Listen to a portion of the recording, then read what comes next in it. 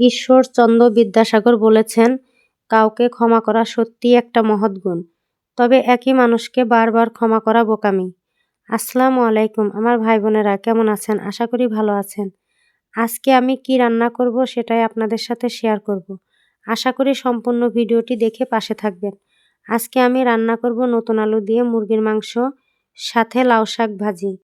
প্রথমে শাক ভাজিটা রান্না করে নিয়ে আমি পেঁয়াজ, মরিচ, আদা, রসুন, জিরা বাটা, লবণ, হলুদ, মরিচের গুঁড়া, সাথে রাঁধুনি গুঁড়া দিয়ে দারুচিনি, লং, সাদা এলাচ দিয়ে মশলা কষিয়ে ধুয়ে রাখা মুরগির মাংস একটু কষিয়ে নিব।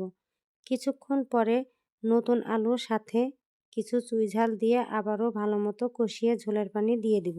তারপর চুলায় জালে রেখে পরিমাণ মতো ঝোল রেখে নামিয়ে নিব। তো এই ছিল আমার আজকের রান্নার আয়োজন। আমার ভিডিওটি ভালো লাগলে অবশ্যই লাইক, কমেন্ট, শেয়ার করে পাশে থাকবেন। সবাই ভালো থাকবেন, সুস্থ থাকবেন। আল্লাহ হাফেজ।